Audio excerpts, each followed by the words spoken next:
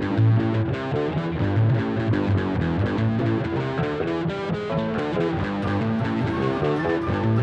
everyone, and welcome to another Dwarven Tavern video.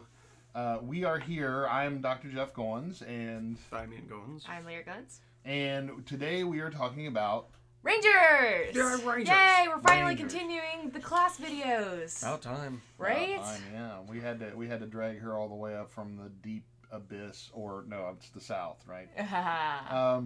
To get her into these videos.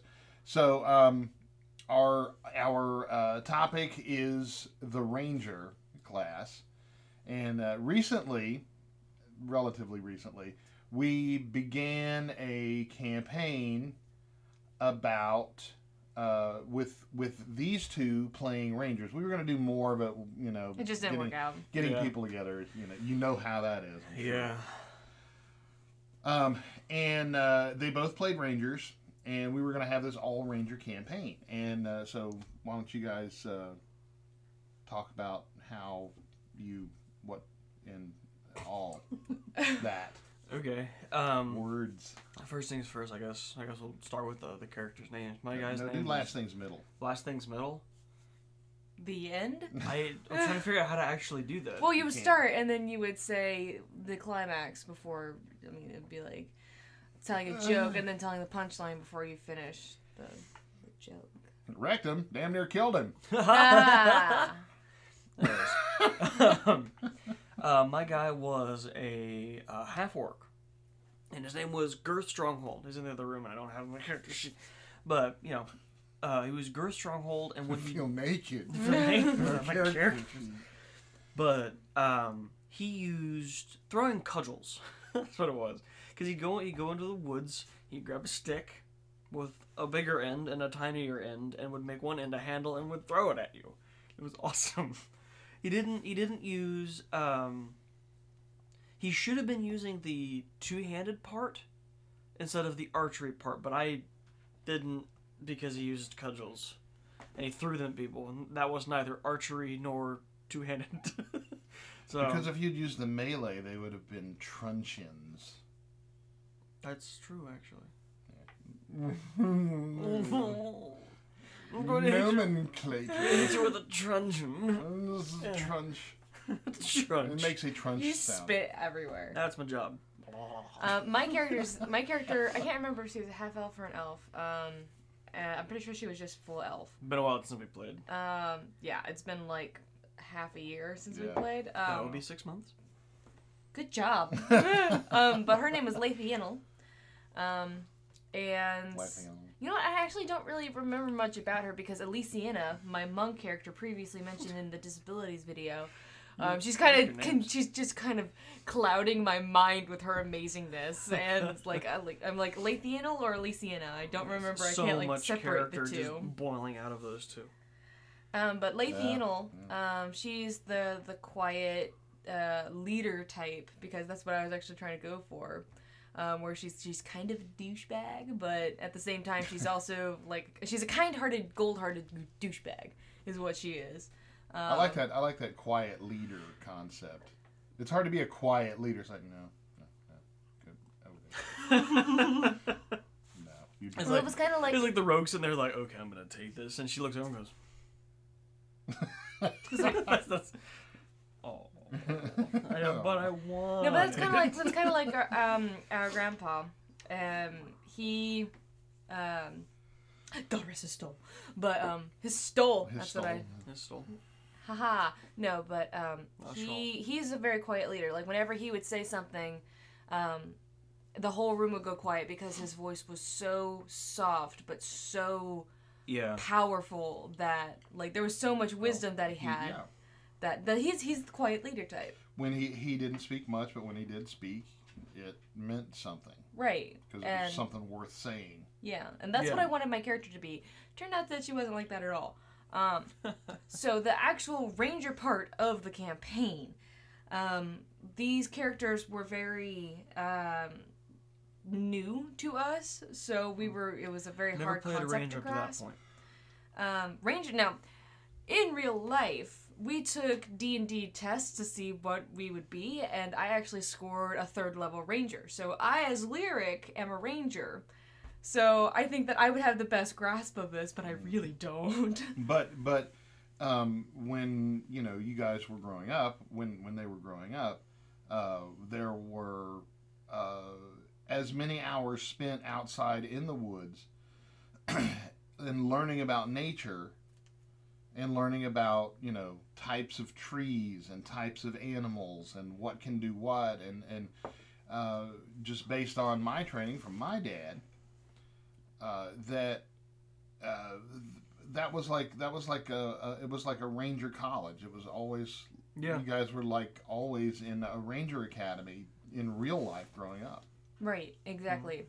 Like we learned how to track certain animals. We found out what raccoon footprints looked like. We knew what type of mushrooms and berries to eat and all that sort of stuff. We were survivalists, and that's kind of what happened with the Rangers. Is that our Ranger Academy was swarmed by giant spiders, and we from then on had to survive on our own. And we didn't really get that far because we had other campaigns that we were more interested in. This was kind of an experiment campaign. Yeah, and when you've got a campaign that only has like 3 or 4 people in it, and another campaign comes along that you haven't played in even longer that has even more people in it, it just immediately takes priority. So. Right. So when we did play it, we found out that Rangers are an extremely important. They're extremely important. Rangers are incredibly important to the party. They're extremely important to the party. Translated. Translated from they are Jersey. They're very like I don't even know how to really describe them aside from just being essential. Besides being rangers, that's the problem. Well, that brings us to an interesting point. Is what is the difference, say, between a ranger and a fighter, and a ranger and a barbarian? Well, that's yeah. I read that's a very hard distinction. I don't know if it was in the player's handbook or somewhere else, but I read that rangers are jacks of all trade. Jacks of all trade. Not jack of all trades. They're jacks of all trade. Jacks. But I said it was a plural. One trade. One trade. One of all trade. All the jacks and one trade. But it says of all trade. Well. A jack of all trades, master of none, better than a master of one. Yes. That's the full saying. But they can fight, they can cast spells, they can participate in battle. But they're not. They can heal too. But they're not masters of any of this, and that's what all the other classes are. Is that they could all be rangers, but they decided to focus on one aspect of being a ranger. Therefore, barbarian or therefore fighter. That rangers have, I think, because since they can do everything a little bit, they don't do anything nearly as good as anybody else in the party. As the counterparts. So they're never going to fight as well as the barbarian and the fighter. But the thing is, I don't believe that is true.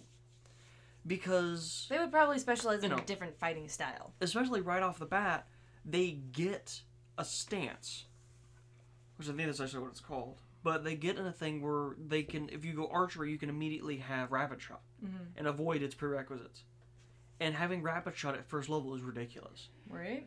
Because let's just talk about that for a second. Yeah, just having rapid shot at first level is ridiculous. Because it's two like attacks. They're a 6th level fighter at level 1. They're like prodigies almost, where they can take on something, they can pick something up. Like our dear father here, he can pick something up like almost immediately after he just started using it. Like for example, like I was gonna say instruments, like the trumpet and French horn. This is an instrument of war and death. But I was gonna say like the French horn and the trumpet, you never played it before, and 20 minutes after you picked it up, you're playing your first song. Right. And I'm not saying like ba ba ba. Ba, ba, hot ba. cross buns. No, I'm saying like you would play like something from Louis or Louis Armstrong. Did you know he preferred to be called Louis instead of Louis because it was more classy? Sure, that makes sense. But anyway, The more you know. Rangers have at second level they have a thing called combat style. Oh, And second it's level? Second Oh, level, first. and it's archery or 2-weapon combat. Yeah, which is ridiculous. Yeah. Just straight up. So. at second level. Second level. And they get the rapid shot feat. Yeah. Or if he's 2-weapon fighting, then he gets the 2-weapon fighting feat. Obviously. Yeah, which is still ridiculous. 2-weapon fighting feat. It's like kick you. So, what would you say? So it's like Power Ranger. Yeah. So what would you say Awesome. you would gain by having a ranger in campaign? Somebody who can dish out a shit ton of damage right off the bat? I think it's kind of like he's kind of like the gopher of the campaign, where he can fill any patches that need to be made. Like if you have a campaign that has a cleric, a paladin, and a wizard, then the ranger can also be the fighter. So, or if you have a barbarian, a fighter, and a Basically, monk, all then the classes. the ranger can be the healer. So the healer is the healer. The ranger is kind of there The to. rating's not that good, is it? What? As a cleric. No, they could heal light wounds, but that's what I'm saying. Like clerics are specialized in healing. And Well, their animal companion can even be a gopher. haha. Well, the thing is, clerics are actually My animal companion is a cat. clerics are actually really Animal? cool. Because, Animal. Or I'm animal. trying to. but the thing is, clerics are really cool. Animal. And you guys just keep talking over me. but as I was saying, clerics are really cool because they don't have to deal with arcane spell failure because they use divination spells. Mm-hmm. So basically, you can have a cleric who has a D8 hit point, or D8 hit die, pardon. A D8 hit A point. D8 hit point, a D8 hit die, who can wear full plate and cast spells. And that's dangerous. Right. As you Yeah. know, without having to deal with arcane spell failure. So having a ranger in your campaign can benefit everybody if you know how to play them. Because if you don't know how to play a jack of all trades, if you don't know how to play a survivalist, then you're kind of just there, and you're Yeah. not actually a ranger. And ranger spells are divine. They are divine. Yeah. They're So the same they spells. also wear all armor. They're the same spells available to clerics, druids, and paladins. Oh, okay. Cool. So they're kind of a, like I said, they're jacks of all trades. So, yeah. So They that can means cover just, everything, but they're just not. useful. Just straight Yeah. up. Because, you're in the woods. The ranger will keep you from dying. Yeah. Somebody comes in and kills one of your friends. You can find him because you have a ranger. Yeah. Actually, you wouldn't get that person killed because the guy has a dog. I think a good The dog would example wake up. using popular media of today's day and age. I think a good character to symbolize what a ranger is Daryl Dixon.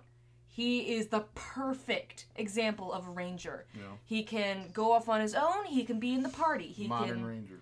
He can, and I mean, it doesn't help that he has a crossbow. I mean, that kind of Yeah, just kinda. adds to it. Yeah. But he He doesn't is the have- perfect. And he for does those who not have don't rapid watch shot. The Walking Dead, Daryl Dixon,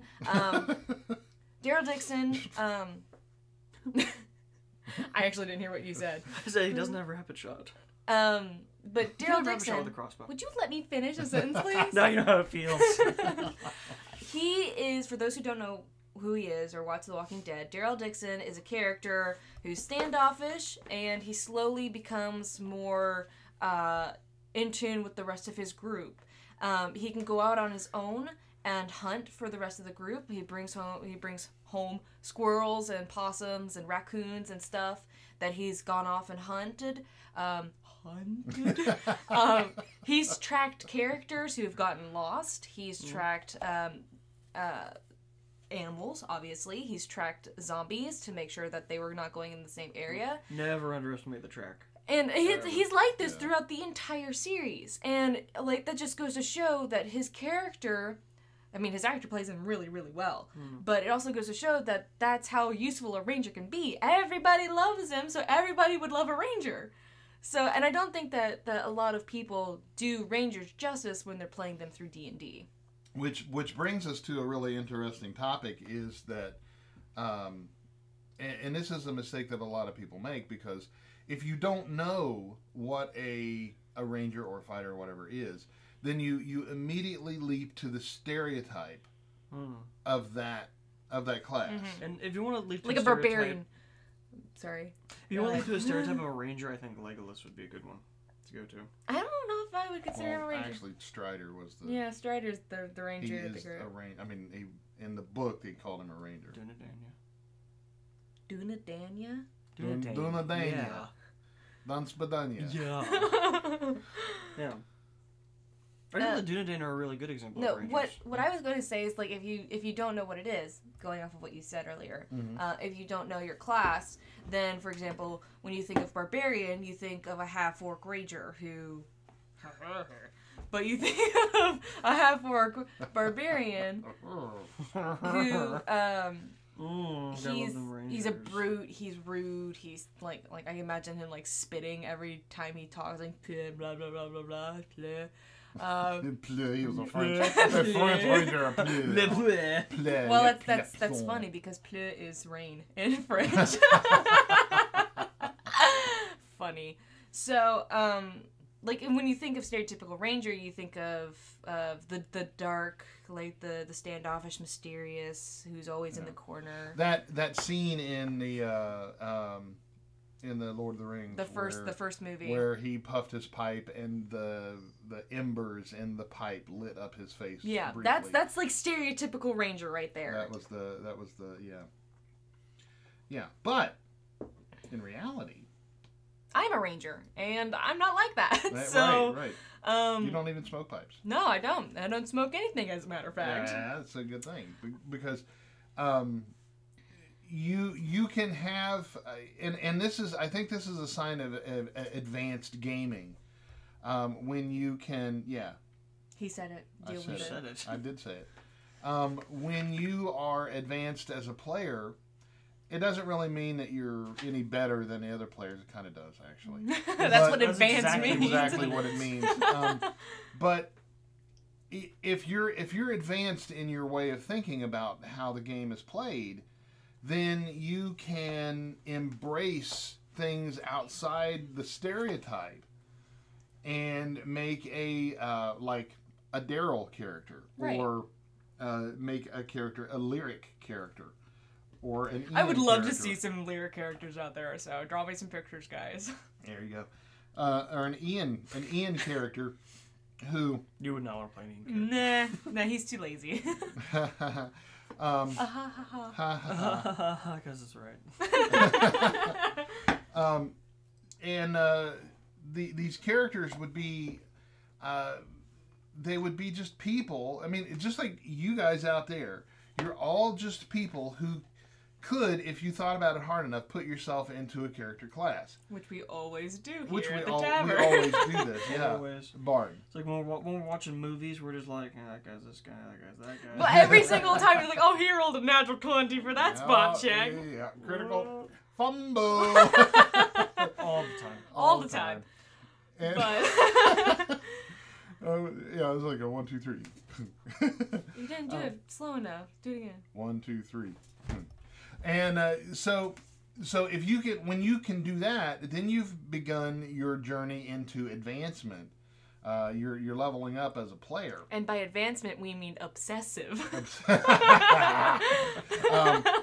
Yeah, because when you obsess about your character, it's more to me, and it is to you guys too. Okay, we accept this. Well, because you both said it, and I remember things from before, from the past. I remember things that have happened. Is that we don't like the cookie cutter. Yep. That's actually his Wait. term. Wait. Favorite enemy is a magical beast. Isn't that kind of cheating? Like Yes, any magical beast. Any magical beast. Yes, that's exactly what cheating That's is. like saying My favorite enemy, things that breathe. He's always Which- angry. If you were It's like glaring at undead, you. Yeah, you wouldn't care about undead. He's not breathing. a Lich Ranger would be horrifying. Yeah. Because it would know where you are.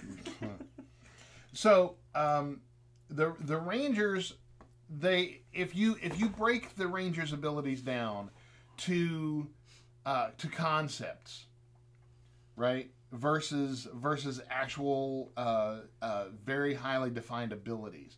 So, and it's not even reducing; it's more like expanding them to concepts because good at outdoors, not so much speaking, but good at the outdoors, an affinity for nature. Can fight, can hold their own. Usually lives in solitude. Combat. Like he's not like even in the group. He usually tends to be isolated. Yeah. I'm going with the Daryl Dixon example. Yeah, like a group of loners. That's actually a thing for. That's what a party of rangers is. High school.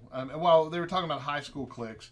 And there's the popular kids, the jocks, the nerds, and then there's the group of rangers. Right. Rangers. The group of loners. There's this group of rangers that have infiltrated our high schools, hunting orcs. There are some orcs in high school. There are orcs in high school. Yeah. Oh, what? Hi. What? Wait, no. What? Wait, no. So, okay, like you said, cookie cutter. I guess the best example... said, like you said... I get it. It took a minute there. Like you said, cookie cutter. Comma. I didn't see your comma. I was looking away. The best way to find the cookie cutters is to look in the player's handbook for the starter packages. Right. Like the Elf Ranger starter package is an Elven Ranger. He's got studded leather, a long sword, a short sword. He's got a quiver with 20 arrows. Like, that is stereotypical Ranger. Yeah. So when they say starter package, it literally means stereotypical. Did you know what you just said, right? The Elf Ranger starting package is an Elven Ranger. I was reiterating. Yes, I know what I said. So, like, if you want to go against the grain, or if you want to make the grain grainier, like, you can be an Elven Ranger. Grainy.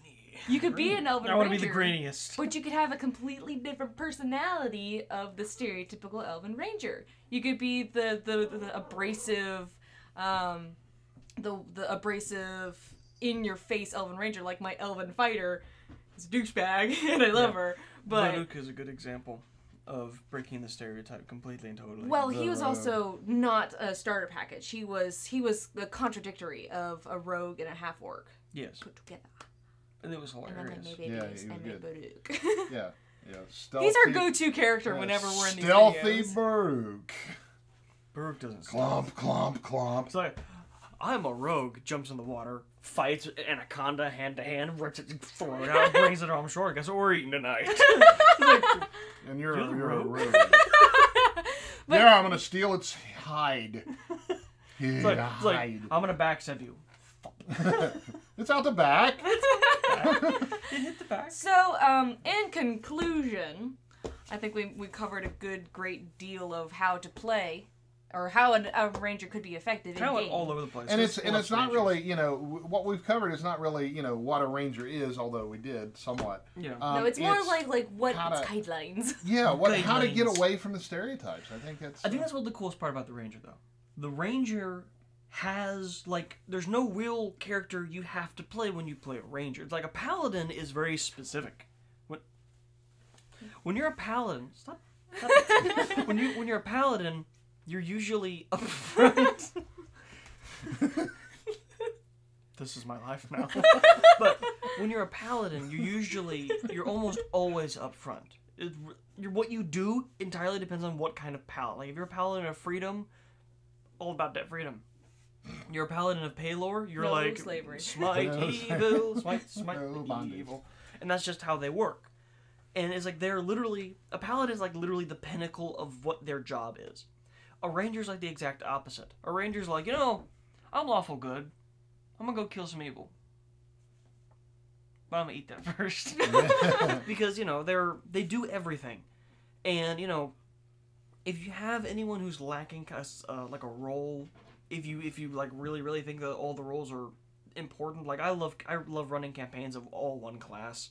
Because then everyone has the same challenges to overcome. And it's really fun. That and the fact that we hate the okay, now we have a spellcaster. Now we need a healer. Yeah, we need to. We need to fill the healer slot. Who does that in real life? Maybe the special forces, because they got to have a medic and a comm guy. That's true. And stuff like that. Yeah, but those guys are employed to be that. They're exactly. They are very, very specifically designed to do that, and they do very well. How many times in the medieval era did you hear someone say, "We don't have enough tanks. We need guys who can take the DPS."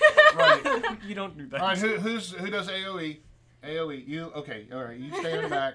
We need artillery. Well, I mean, our family is a good example of a diverse campaign because you're a bard, you're a fighter, I'm a rogue. No, that's wrong. I'm a ranger. I couldn't be sneaky if I Not tried. sneaky. Hey, I'm coming in. I hope you don't mind. I'm stealing your wallet. I've actually said, "Can I steal this?" Okay, I'm gonna do that. I'm gonna do that. Yep. I actually asked permission to steal things, so I'm a very generous. The heartfelt rogue. I'm the heartfelt rogue. The heartfelt rogue. You know what? I really I'm gonna take this. Oh. So, if you want to use Ranger in your campaign, we highly recommend it. They're a well-diverse character. Yes. All of them, they can all be Rangers, and it'd be a very fun campaign. It is because a nomadic Ranger Copain. Why are you guys gonna be like that? I had no idea. She started it. But yeah, and the one instance that we had where there was nothing but there were Rangers. no one but Rangers in the campaign. It was really cool. It was a lot of fun. A lot of fun. Quite a bit. So we recommend it. We recommend that you check out Rangers. And if you have any questions for us, please comment below. Like, subscribe, share, etc. Yeah. And I think that's it for this video. Yeah, I think so we too. did a good job covering everything. I think so, yeah. And if you have any questions, let us know. Because we could talk for ages about all the classes. We can and talk for ages everything. about just about anything. But. Yeah. So if you want to hear more, go ahead and tell us so, and we'll make know. another one. Yeah. And this axe, I wanted to mention this axe is a new axe that I just got from the very generous Mr. James Moore at the Dragon's Hoard. Which we will have a link in the description box. Yeah. I put a new handle on it because the handle that came with it was oddly tapered toward the end, and it made it incredibly easy to lose it, especially if your hand is covered in blood. Right. Which it would be. Right. With this axe. Yeah. So it's a work in progress, and I'll keep bringing it out, to show you what's going on with it and what improvements are being made. And so, on that note, on behalf of the entire cast and crew of the Dwarven Tavern, I am Dr. Jeff Goins. I'm Ian Goins. I'm Lyra Goins. And we wish for you to want nothing but adventure, and at first you feared it. Then I charged. Thanks for watching, and we'll see you next time.